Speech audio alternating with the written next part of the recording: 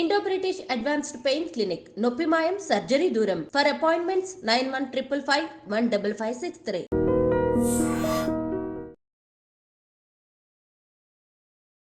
నమస్తే, welcome to I dream inside politics with కవిత.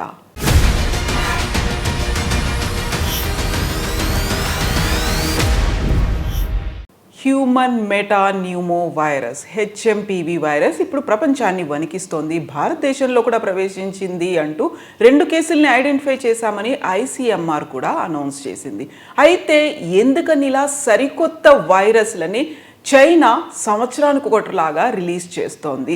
దీంట్లో ఏదైనా ఉన్నటువంటి వివాదాలు ఏమైనా ఉన్నాయా, లేకుంటే కాన్స్పిరసీ థియరీ ఏదైనా ఉందా? చైనా ఎందుకని ఆరోగ్యం మీద ఫోకస్ పెట్టలేకపోతుంది? ప్రపంచాన్ని ఎందుకని ఇలా కొత్త వైరస్లు వణికిస్తున్నాయి? మనతో పాటుగా ఉన్నారు డాక్టర్ జయప్రకాష్ నారాయణ గారు.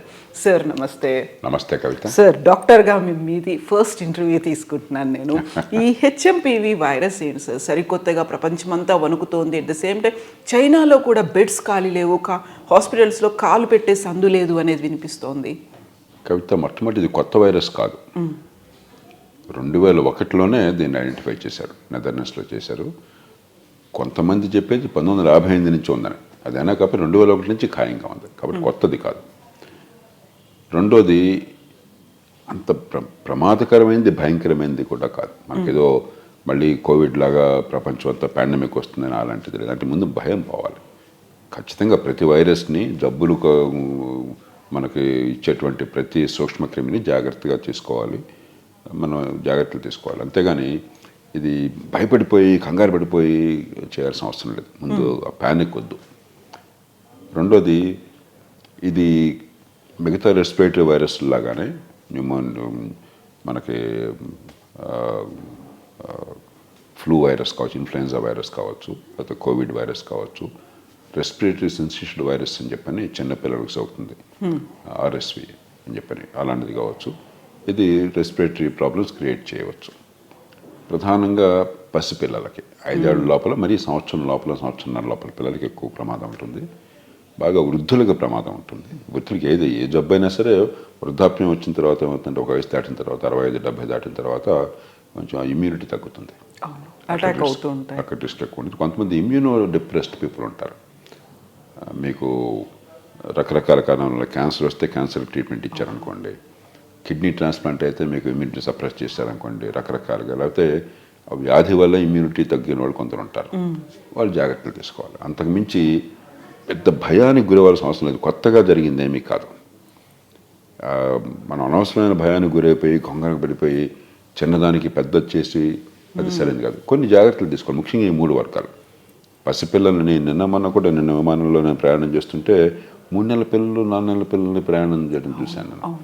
మరి 3 నెలలు, 5 నెలల దాకా మెటర్నల్ యాంటీబాడీస్ ఉంటాయి, తల్లి నుంచి యాంటీబాడీస్ ఉంటాయి. కానీ 5-6 నెలలు దాటిన తర్వాత పిల్లలకి ఇమ్యూనిటీ ఉండకపోవచ్చు. అందుకని మనం ఎక్స్పోజ్ చేయకూడదు. వీలున్నంత వరకు ఎక్స్పోజ్ చేయకుండా ఉండాలి. రెండోది, వృద్ధాప్యంలో ఉన్నవాళ్ళు కానీ, లేకపోతే ఇమ్యూనిటీ డిప్రెషన్ వాళ్ళు కానీ కొంచెం మాస్క్ పెట్టుకోవటము, చేతులు వాష్ చేసుకోవటము. ప్రయాణం చేసిన ముఖ్యంగా చాలా తోటి ప్రయాణికులు కనుక అనారోగ్యం ఉన్నట్టయితే, లేకపోయినా కూడా మన జాగ్రత్తలు పడడం అవసరం. అంతకుమించి భయోత్పాతానికి అవసరం లేదు, అవకాశం లేదు. సో తెలంగాణ రాష్ట్రం కూడా 3 రోజుల క్రితం గైడ్ లైన్స్ రిలీజ్ చేసింది. షేక్ హ్యాండ్స్ వద్దు, కొంచెం మీరు తీసుకోవాల్సినటువంటి ప్రాపర్ కేర్ అనేది తీసుకోండి, హైజీన్ని మెయింటైన్ చేయండి అని. ఇప్పుడు బెంగళూరులో 2 కేసులు జీవితంలో కవిత సాధారణంగా వర్తిస్తుంది. ఇది ఈ వైరస్ లాగా అన్ని, ఇప్పుడు వీటిని ఫోమైట్స్ అంటారు. ఎలా వ్యాపిస్తుంది అంటే, ఒక దగ్గు వల్ల కానీ, తొమ్మటం వల్ల కానీ, లేకపోతే స్పర్శ వల్ల చీమిడు, ముక్కు సెక్రేషన్స్, చేతికి అంటుకోవటం, కరచాలనం వల్ల కానీ.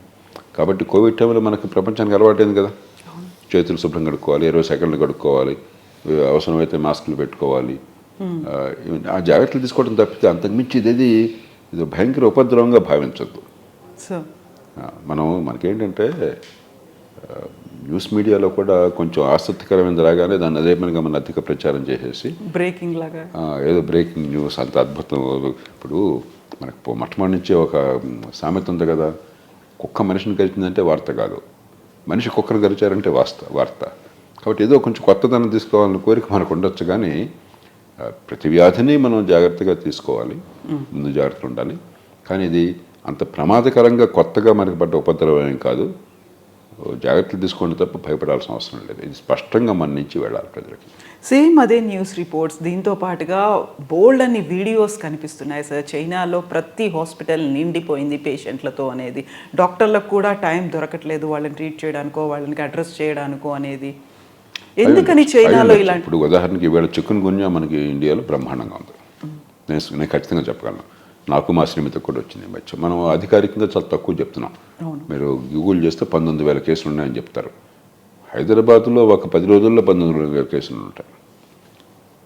అంచేత అక్కడ కూడా ఒక వైరస్ కాబట్టి, అంటువ్యాధి కాబట్టి కొంత వేగంగా ఫ్లూ వచ్చినట్టుగా మరొకటి వచ్చినట్టుగా కావచ్చు. ఈ భయం వల్ల, ఈ కోవిడ్ వల్ల ఏమైందంటే కొంచెం మనం చాలా సెన్సిటివ్ అయినాం. అందుకని వెంటనే హాస్పిటల్కి వెళ్ళటము మరొకటి ఆ రకంగా ఉండదు, అలర్ట్గా ఉండడం. మూడోది సోషల్ మీడియా ఏమిటంటే ఎక్కడో అరుదుగా జరిగే సంఘటనలు కూడా సోషల్ మీడియాలో ఒకసారి చూపెట్టి మళ్ళీ వేల కొద్దిగా వైరల్ వీడియోస్ రాగానే మనం చాలా మరింత భయం పెరుగుతుంటుంది. ఈ 3 కారణాలు కావచ్చు. మీరు ఇందాక ఒక ప్రశ్న అడిగారు, చైనా నుంచి ఎందుకు ఇలా వైరస్లు వస్తున్నాయని. ఇది చైనా నుంచి కొత్తగా రాలా. మనం ముందు చైనాలో వాళ్ళ సమస్యలు ఉన్నాయి, దానికి వేరే కారణాలు ఉన్నాయి. చైనా నుంచి 1-2 కొత్త వైరస్లు వచ్చినప్పుడు వాస్తవం. ఏవియన్ ఫ్లూ వైరస్ కానీ గతంలో, అది వరకు సార్స్ వైరస్ కానీ, లేకపోతే కోవిడ్ కానీ, బహుశా పూర్తిగా నిర్ధారణ శాస్త్రజ్ఞులు చేస్తే కానీ ఇంకా వివాదాలు ఉన్నాయి ఎక్కడి నుంచి వచ్చినాయంటే చెప్పి. మొత్తం మీద స్థూలంగా ఏంటంటే ఎగ్జాటిక్ మీట్స్, మాంసాహారం, మామూలు మాంసాహారం కూడా అదొక పద్ధతి. ఎగ్జాటిక్ మీట్స్ అంటే వైల్డ్ యానిమల్స్ని తినడం అనేది చైనాలో వాళ్ళే జోక్ చేస్తారు. చైనీస్ని అడిగితే వాళ్ళే చెప్తారు, మేము భూమి మీద వెళ్ళే ప్రతిదాన్ని తింటాం ఒక మోటార్ కారు తప్ప, ఆకాశంలో వెళ్ళే ప్రతిదాన్ని తింటాం ఒక విమానం తప్ప, సముద్రంలో వెళ్ళే ప్రతిదాన్ని తింటాం ఒక ఓడలు తప్ప, సబ్మెరైన్స్ తప్ప అని చెప్తారు. వాళ్ళే జోక్ చేస్తారు. అంటే ఏ జీవినైనా మేము తింటాము అని చెప్పాను. అది వైల్డ్ యానిమల్స్ అయితే ఏమవుతుందంటే కొన్ని లక్షల వైరస్లు ఈ వైల్డ్ యానిమల్స్లో ఉన్నాయి అడవుల్లో. మనలాంటి దేశాల్లో ఏమైందంటే కొన్ని వందల సంవత్సరాల క్రితమే, బహుశా 1-2 వేల సంవత్సరాల క్రితమే ఈ అడవుల్ని నరికేసి దాన్ని పొలాలుగా మార్చేసి కాబట్టి కొత్తగా అడవుల నుంచి, అటవీ జంతువుల నుంచి మనుషులకు పాకటం తక్కువ. కేరళ లాంటి ప్రాంతాల్లో, కేరళలో ఇంకా ఫారెస్ట్లు ఉన్నాయి. కేరళలో మీకు సప్తధారితారణ్యాలు అంటారు, ఇంకా గ్రీన్ ఫారెస్ట్ ఉన్నాయి కేరళ. అందుకని కేరళలో అప్పుడప్పుడు మీరు ఉంటుంటారు కొన్ని రకాల వైరస్లు. కాబట్టి ఈ వైరస్ జంతువుల నుంచి మనుషులకి స్ప్రెడ్ అవటం మనలాంటి దేశాల్లో చాలా అరుదు. చైనాలో అన్ని రకాలైన తింటారు. చైనాలో డిమాండ్ ఉంది కాబట్టి ఆఫ్రికా లాంటి దేశాల్లో వాళ్ళు క్రూర మృగాలని, వైల్డ్ యానిమల్స్ని, అడవుల్లో ఉన్న యానిమల్స్, ఉదాహరణ గబ్బిలాలు ఉన్నాయి. గబ్బిలాన్ని పట్టుకుని వాళ్ళు ఏదో తాత్కాలికంగా కొంత ప్రాసెస్ చేసి పెద్ద స్కేల్లో ఎగుమతి చేస్తుంటారు. అలాగే ఇతర జంతువుల్ని. ఖచ్చితంగా వైరస్లు వైల్డ్ యానిమల్స్ నుంచి మనుషులకి జూనోటిక్ అంటారు వాటిని, జూనోటిక్స్ ఒక పాకే అవకాశం ఉంది. అలా పాకినప్పుడు మానవాళికి ఇంకా అది అనుభవం లేదు. ఆ వైరస్ అనుభవం లేకపోయేసరికి మనకి రెసిస్టెన్స్ డెవలప్ కాల. కొన్ని తరాలకు పోయిన తర్వాత రెసిస్టెన్స్ డెవలప్ అవుతుంది. ఉదాహరణకి పాశ్చాత్య మానవులు అమెరికాలో ఉన్నారు, ప్రాచీన మానవులు 12,000 సంవత్సరాల క్రితం వెళ్ళారు. వాళ్ళని మనం పూర్వం రెడ్ ఇండియన్స్ అనేవాళ్ళు, ఇప్పుడు అమెరికన్ ఇండియన్స్ అంటాం. కానీ ఆధునిక మానవుడు కొలంబస్ తర్వాత వెళ్ళేసరికి ఈ జబ్బులు వాళ్ళకి అలవాటు లేదు. ఎప్పుడైతే ఈ జబ్బులు వాళ్ళకి సోకినాయో 190 మంది జబ్బులలో చచ్చిపోయారు. ఈ జూనోటిక్ డిసీజ్ కూడా అంతే. మనకి ఎప్పుడైతే ఆ అనుభవం లేదో మనకి ఇంకా ఇమ్యూనిటీ రావడానికి కొన్ని తరాలు పడుతుంది. అందరికీ ఎలా ఎదుర్కోవాలో తెలియక మందులే కాకుండా బాడీ దానికి ఎదుర్కోవడానికి సిద్ధంగా లేదనమాట. ఆ జూనోటిక్ డిసీజ్ అంటే అలాంటి డిసీజ్ ఇప్పుడు రిస్క్ ఉన్నది. అందుకనే ప్రపంచంలో ఎక్కడ కూడా ఎగ్జోటిక్ మీట్స్ తినకూడదు. మాంసాహారాన్ని ఎగ్జోటిక్ మాంసాహారం, మామూలుగా ఏదో కల్చర్డు మనం తినేది చికెన్, మటను ఇబ్బంది లేదు. కానీ నెమలి మాంసం తింటాం, లేకపోతే కోతి మాంసం తింటాం, గబ్బిలాలు తింటాం, మరొకటి ఇలాంటివి ఎగ్జోటిక్ మీట్స్ వైల్డ్ యానిమల్స్ తింటాం అనేది ఎక్కడైనా సరే ఎప్పుడొకప్పుడు. ఇక మీరు టీకాలు కనుక్కోవడం కూడా సాధ్యం కాదు. ఎందుకంటే కొన్ని లక్షల వైరస్లు ఉన్నాయి. కొన్ని లక్షల టీకాలు కనుక్కోగలరా మీరు? కొన్ని లక్షల టీకాలు వేసుకోగలరా మీరు? కాబట్టి ముందు మానవ సమాజం దానికి ముఖ్యంగా ఆఫ్రికా నుంచి ఇలాంటి ఎగ్జాటిక్ మీట్స్ అవి వస్తూ ఉన్నాయి. అలాగే కొంత సౌత్ ఈస్ట్ ఏషియా నుంచి. అలాంటి మాంసాహారం ఎగ్జాటిక్ మీట్స్ తినటం వల్ల వచ్చే సమస్య ప్రధానంగా జూనోటిక్ డిసీజెస్. అంతే తప్ప చైనా వాళ్ళు ప్రత్యేకంగా ఏదో జబ్బులు పెంచాలని కాదు, మరొకటి కాదు. సార్ ఇప్పుడు కోవిడ్ తర్వాత వాళ్ళ ల్యాబ్లోంచే లీక్ అయింది, ఒక కాన్స్పిరసీ థియరీ ఉంది, లేకుంటే వాదనలు ఉంది, ఇంకా ఇతమితంగా చెప్పలేకపోతున్నారు కాబట్టి నేను దానిలోకి వెళ్ళను. సార్ బహుశా 190 అది కాదు అంటున్నారు, అవి ఉండొచ్చుకోండి మనకి. అంతే దానిలోకి వివాదాల్లోకి అది శాస్త్రీయంగా మనం పరిశీలించాలి తప్ప మనం ఎక్కడ కూర్చొని నిర్ణయం చేయలేం. సో ఇక్కడే 2 రకాల క్వశ్చన్స్, వాదాలు కూడా వినిపిస్తున్నాయి సార్. ప్రపంచంలో మొత్తం అక్కడ ఉన్నటువంటి క్రమశిక్షణ కావచ్చు, నియంతృత్వం కావచ్చు, ఆర్థికంగా ఇన్ని రంగాల్లో ముందున్నటువంటి చైనా హెల్త్ మీద ఎందుకు ఫోకస్ పెట్టలేకపోయింది అనేది ఒకటి. ప్రపంచంలో అమెరికా కాదు నేనే పెద్ద దేశం అని చూపించుకునే ఒక ఆధిపత్య ధోరణి చైనా ప్రదర్శిస్తోంది కాబట్టి ఇలాంటివన్నీ బయటకు వస్తున్నాయి అనేది. అంటే ముందు చైనాను విమర్శించే ముందు మనం కొంచెం గురువింద గుంజ సామెతను గుర్తుంచుకోవాలి. మన ఆరోగ్య రంగం చాలా అధ్వాన్నంగా ఉన్నది. ప్రపంచంలో అతి తక్కువ ఆరోగ్యం మీద ఖర్చు పెట్టే దేశం భారతదేశం. 1% జీడిపి 1.1, 1.2. కాబట్టి మనం ఇంత అధ్వాన్నంగా ఉన్న దేశంలో ఇతరులను గురించి తొందరపడి ఎక్కువ మాట్లాడకూడదు. ముందు ఆ కేవియట్ అవసరం. మనకు ఆ స్పృహ లేకుండా ఇతరులను నిందిస్తే అది దేశభక్తి కాదు, అది విజ్ఞత లేనటువంటి చర్చ అవుతుంది. చైనా ఖచ్చితంగా మంచి ప్రమాణాల ఆరోగ్య వ్యవస్థ ఉంది మనతో పోలిస్తే. అలాగే హై లెవెల్ ఆఫ్ టెక్నాలజీ కూడా ఉంది. బయోటెక్నాలజీ కానీ లేకపోతే మెడికల్ టెక్నాలజీస్ కానీ చాలా high level research and development కానీ మిగతా జరుగుతున్నాయి, దాని అనుమానం లేదు. కానీ మొత్తం మీద ఆరోగ్య వ్యవస్థ చైనా ప్రమాణాలతో పోలిస్తే గతం కంటే కొంచెం తగ్గింది. విద్య ఏమో అత్యున్నత స్థాయిలో ఉంది. పాఠశాల విద్య చైనా ప్రపంచ స్థాయిలో టాప్లో ఉంది.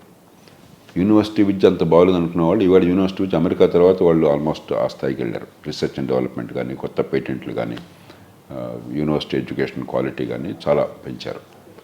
కానీ ఆరోగ్యం గతంలో అప్పుడు పెద్ద సంపద లేకపోయినా, టెక్నాలజీ లేకపోయినా కూడా ఆరోగ్యం మీద బాగా శ్రద్ధ ఉండేది. కమ్యూనిస్ట్ దేశాలన్నింటిలో కూడా విద్య ఆరోగ్యం మీద శ్రద్ధ ఎప్పుడు పెడతారు సాధారణంగా. ఒక భారతదేశంలోనే కమ్యూనిస్ట్ ప్రభావం ఉన్న విద్య ఆరోగ్యం బాగుపడాల, ఇది మన దురదృష్టం. కానీ ఇప్పుడు ఆరోగ్యం మీద ప్రభుత్వం నుంచి ఆ శ్రద్ధ కొంచెం తగ్గినమాట వాస్తవం పూర్వంతో పోలిస్తే. కానీ చైనా అధ్వానంగా ఉందన్నది వాస్తవం కాదు.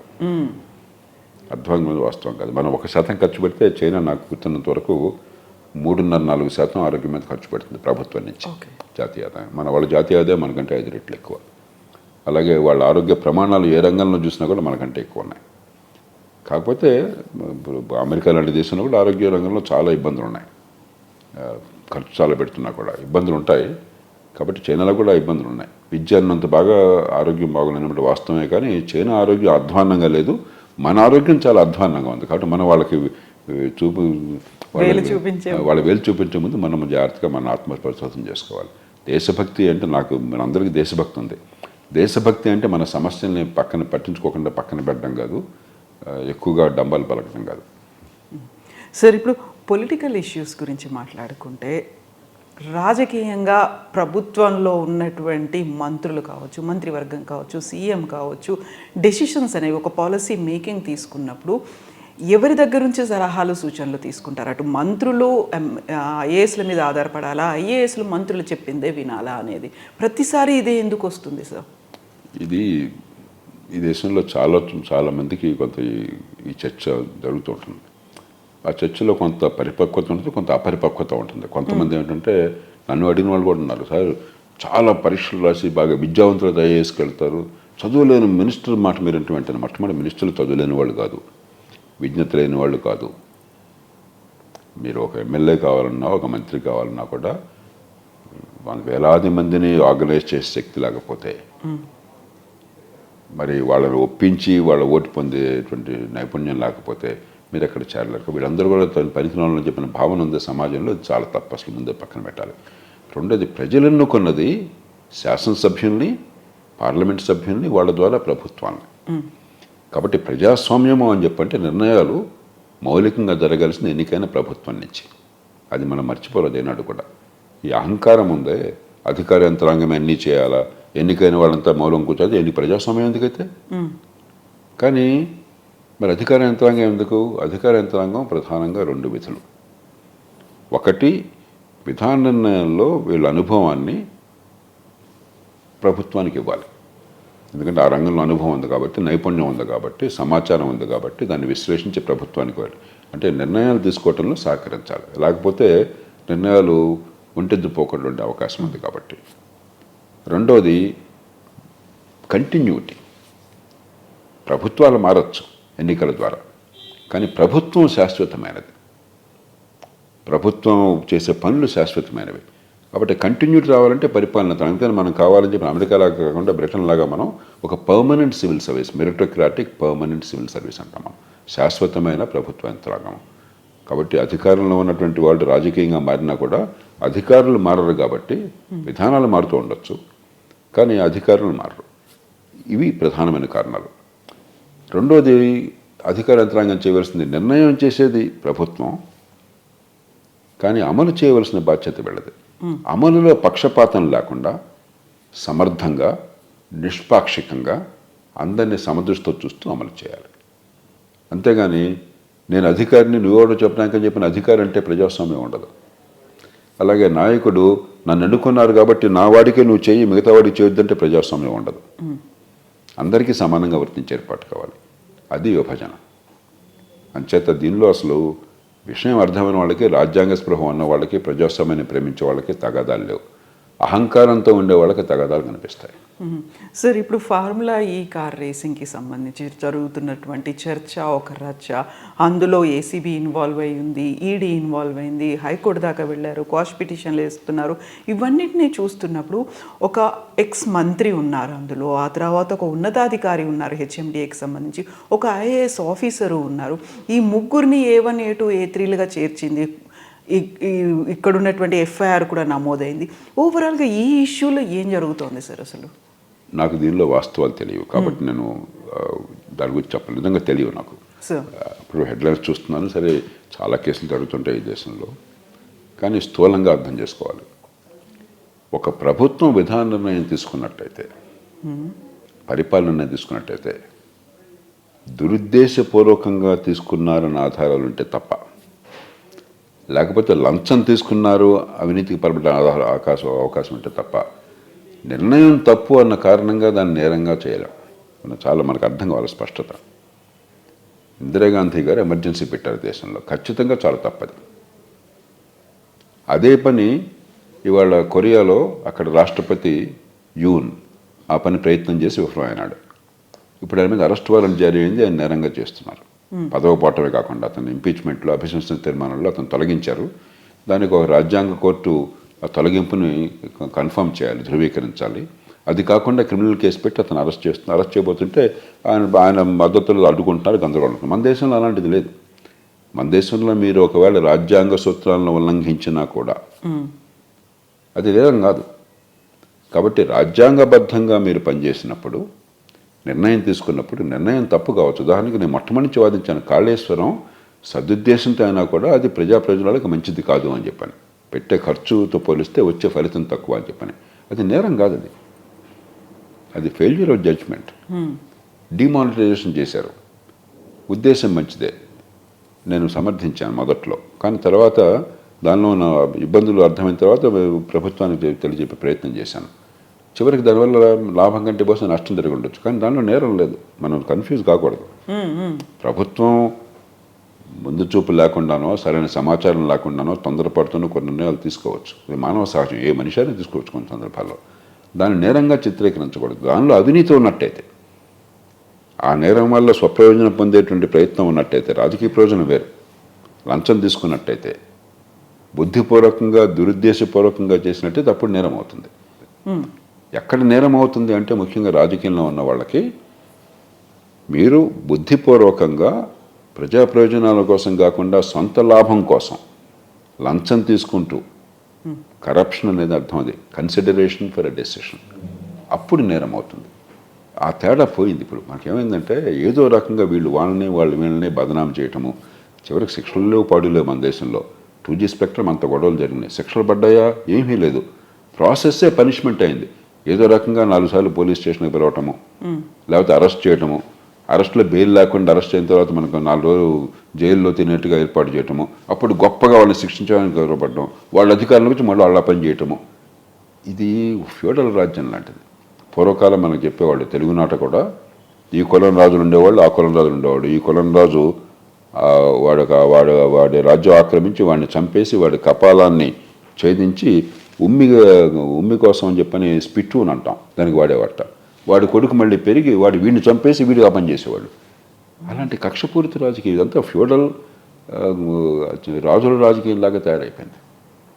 మనం ప్రజా ప్రయోజనాలను కాపాడడం తప్ప రాజకీయంలో ఉన్న వాళ్ళకి అధికారం కానీ ప్రతిపక్షం కానీ ఇంకోటి ఉండకూడదు.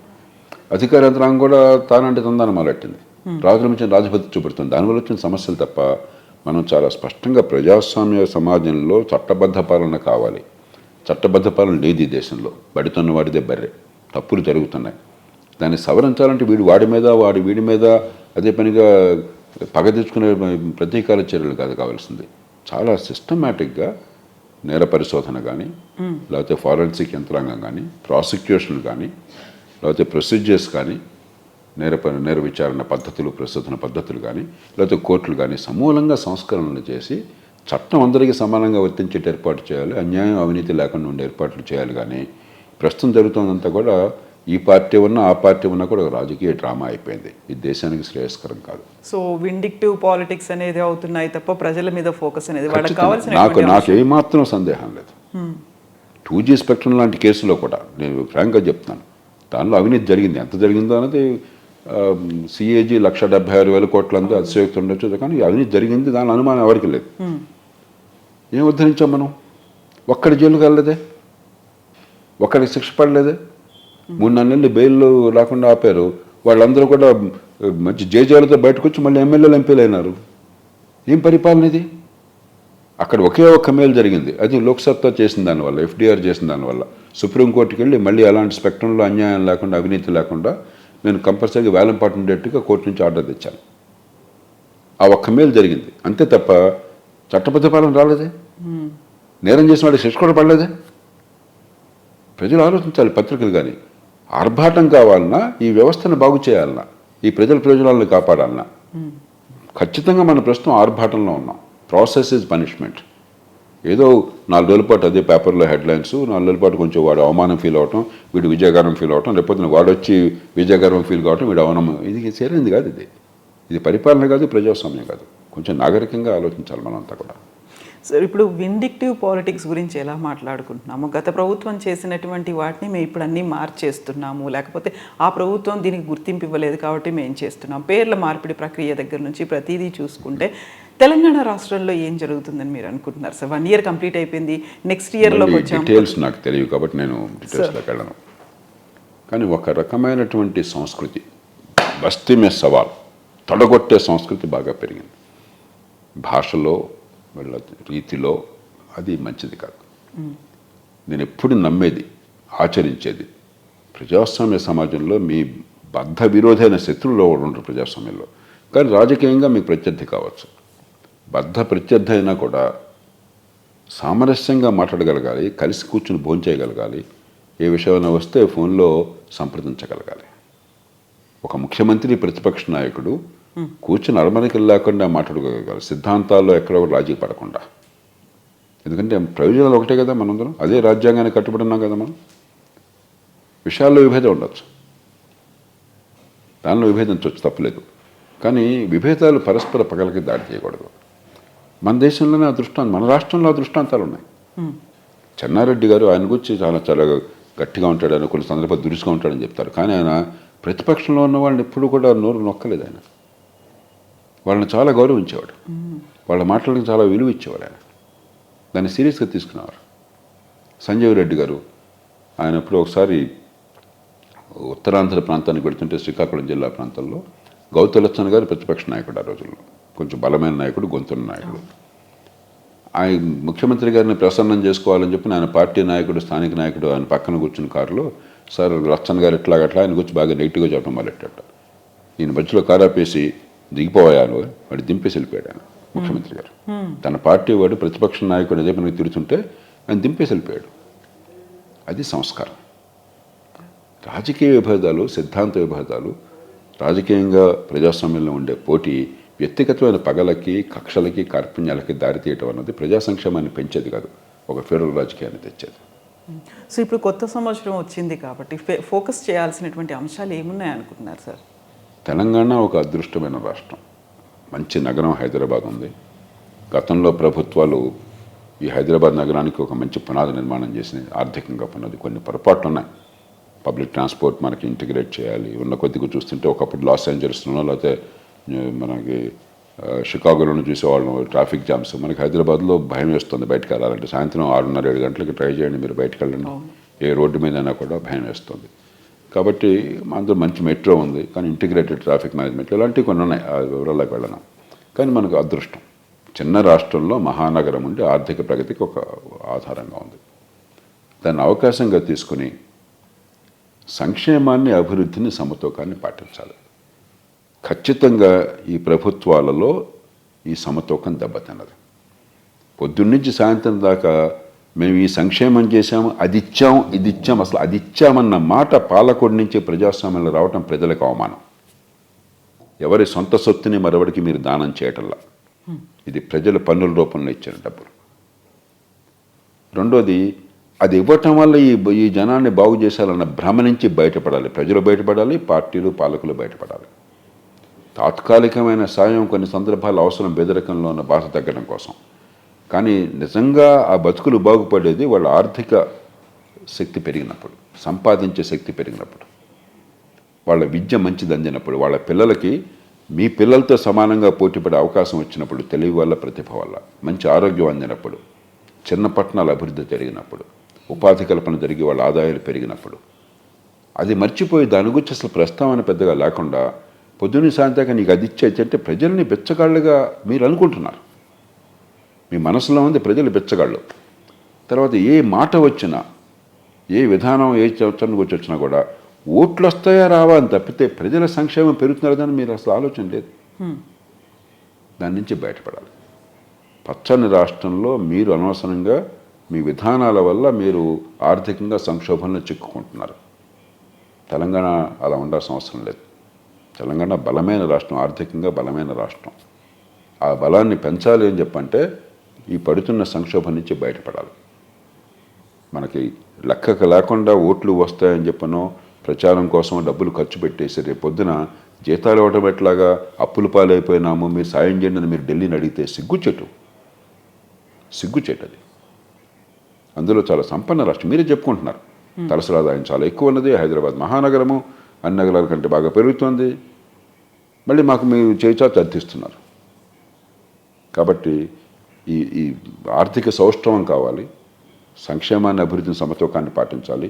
బేదల కడగండ్లు తొలగేది, బేదరికం పోయేది మంచి ప్రమాణాల విద్య వల్ల. 11,000 మంది టీచర్లను అపాయింట్ చేయడం వల్ల కాదు. విద్య ఉన్నది టీచర్లను ఉద్యోగాలు పెట్టుకోవడం కోసం కాదు, టీచర్లను పెట్టుకున్నది విద్య కోసం. టీచర్లను పెట్టుకోవడం కోసం విద్య కాదు, టీచర్లను పెట్టుకునేది విద్య కోసం. ప్రభుత్వంలో ఉద్యోగంలో పెట్టేది ప్రజలకు సేవలు అందించడం కోసం. ఈ మొత్తంలో ప్రజలు మర్చిపోయాను. ఇవాళ పత్రికల్లో చూశాను 575 ఉద్యోగాలు గ్రూప్ 2 గ్రూప్ 3 ఫిల్ చేస్తాము అంటే అంతా మీకు ఉద్యోగాలు ఇస్తాము అనే కానీ ప్రజలకి సేవలు అందిస్తాము కాదు ఇక్కడ దీనిలో చర్చ. అంటే ఎక్కడో పూర్తిగా మనం వక్ర మార్గాన్ని పెట్టాం. నేను ఎవరిని తిట్టాలని, విమర్శించాలని కావాలని అంటలేదు, కానీ నిజాయితీగా గుండె లోతుల్లోకి వెళ్ళండి మీరు. ప్రభుత్వ యంత్రాంగం ఉన్నది ప్రజలకి సేవలు అందించడం కోసమా, లేకపోతే ప్రజలు ఉన్నది ప్రభుత్వ యంత్రాంగాన్ని పోషించడం కోసమా? ఈక్వేషన్ ఎక్కడ దెబ్బతిందో ఆలోచించండి. ప్రజాస్వామ్యం అర్థమైతే ఎవరికైనా, విజ్ఞత ఉన్న వాళ్ళు ఎవరికైనా కూడా ప్రజలు ఉన్నది ప్రభుత్వ యంత్రాంగాన్ని పోషించడం కోసం కాదు, ప్రభుత్వ యంత్రాంగం అన్నది ప్రజలకి సేవలు అందించడం కోసం. నాకు ఈ భాషలో కానీ ఈ చర్యల్లో కానీ అది పూర్తిగా దెబ్బతిన్నట్టు కనిపిస్తుంది. దాని నుంచి బయటపడాలి. బయటపడితే ఒక అద్భుతమైన ప్రజలు ఇక్కడ కొన్ని రాష్ట్రాల్లాగా, ఆంధ్రప్రదేశ్ లాగా పొద్దున్న సాయంత్రం దాకా ప్రతి ఊళ్ళో కులం గిలం పిచ్చి లేదు జనంలో. మంచి బోలా మనుషులు, మనసున్న మనుషులు. మీరు కనుక వాస్తవం చెప్పి ప్రజల్ని కనుక కోరినట్లయితే సహకరించే మనుషులు. ఈ సమాజాన్ని నాశనం చేయబోకండి. సార్, గతంలో మనం విగ్రహాల ఏర్పాటుకు సంబంధించి మాట్లాడుకున్నాం. ప్రపంచంలో అత్యంత ఎత్తైనటువంటి మహాత్మా గాంధీ విగ్రహం బాపుఘాట్లో రాబోతోంది అనే మాట. ఆ తర్వాత వెరీ రీసెంట్గా వినిపించింది మన్మోహన్ సింగ్ గారి విగ్రహాన్ని కూడా ఏర్పాటు చేస్తాము ఫైనాన్షియల్ డిస్ట్రిక్ట్లో. పెద్ద విగ్రహం, చిన్న విగ్రహం? ఇప్పుడు విగ్రహాలు సరే గొప్ప వాళ్ళకి పెడుతున్నాం, అంత గొప్ప కాని వాళ్ళకే మీద వేరు కారణాల వాళ్ళు పెడుతున్నాం. మన్మోహన్ సింగ్ ఖచ్చితంగా మనం గర్వించదగ్గ నాయకుల్లో ఒకటి. నాకు వ్యక్తిగతంగా చాలా ఆప్తుడు ఆయన. కాబట్టి ఒక పివి నరసింహారావు గారి విగ్రహము, ఓ మన్మోహన్ సింగ్ గారి విగ్రహము, ఓ వాజ్పేయి గారి విగ్రహము పెడితే మనం ఖచ్చితంగా సంతోషిస్తాం. ఎందుకంటే వీళ్ళంతా జాతికి మచ్చలేని మనుషులు, గొప్ప సేవ చేసిన వాళ్ళు. కానీ మళ్ళీ నేను కోరింది మహాత్మా గాంధీ కావచ్చు, లేకపోతే ఇంకా సామాన్యులు కావచ్చు, విగ్రహాలు పెట్టేసేదో ఆడంబరం కాకుండా, అదేదో గొప్ప చేసామని కాకుండా, మన్మోహన్ సింగ్ జీవితం అంతా కూడా చిత్తశుద్ధితో పనిచేశాడు. ఆయన నిఖార్సైన నిలువెత్తు నిజాయితీ. అసలు మీరు వేలెత్తి చూపడానికి వెళ్ళేంటంటే నిజాయితీ. ఈవేళ ఒక మామూలు పంచాయతీ సభ్యుల్లో కూడా కల్పించినంత నమ్రత, హ్యూమిలిటీ, అది పాటించండి. మన్మోహన్ సింగ్ నోటి నుంచి ఎప్పుడన్నా దుర్భాష మీరు విన్నారా? ఇతర పార్టీలను కానీ నాయకులు కానీ చిన్నవాళ్ళను కూడా చులకన చేయడం మీరు ఎప్పుడైనా విన్నారా? అవమానించడం ఎప్పుడైనా విన్నారా? అహంకారం ఎప్పుడన్నా చూసారా మీరు? కాబట్టి మన్మోహన్ సింగ్ గారికి కానీ, నరసింహారావు గారికి కానీ, వాజ్పేయి గారికి కానీ, జవహర్లాల్ నెహ్రూ గారికి కానీ, మహాత్మా గాంధీకి కానీ, మరొకరికి కానీ, అంబేద్కర్కి కానీ నిజమైన నివాళి ఏ లక్ష్యాల కోసం వాళ్ళు పోరాడారో, ఎలాంటి వ్యక్తిగతమైనటువంటి వ్యక్తిత్వాన్ని వారు చూపెట్టారో, ఎలాంటి నాయకత్వాన్ని చూపెట్టారో దాన్ని మనం అనుసరిస్తే ఆ లక్ష్యాలు నిజంగా సాధించడం కోసం డ్రామాలు ఆడకుండా కొంత ఫలితాలు చూపెడితే నిజమైన నివాళి అది. అంతకంటే ఇప్పుడు పోయిన వాళ్ళకి మన్మోహన్ సింగ్ గారు పోయాడు, అయిపోయింది కదా. మీరు విగ్రహం పెడితే ఆయనకి ఏమైనా సంతోషమా, పెట్టకపోతే ఆయనకి ఏమైనా నష్టమా? నేను పెట్టద్దంట్లే. గాంధీ గారి విగ్రహం పెట్టాలా మీరు? విగ్రహం ఆయన బతుకున్నాడా? ప్రపంచంలో గాంధీ ఆలోచనలో ఉన్నటువంటి ఆ బలం అర్థమైనంత కాలం, దానివల్ల మనకు సమాజానికి లాభం ఉందని ప్రపంచం గుర్తించినంత కాలం ఆయన ఎవరు మర్చిపోలేరు.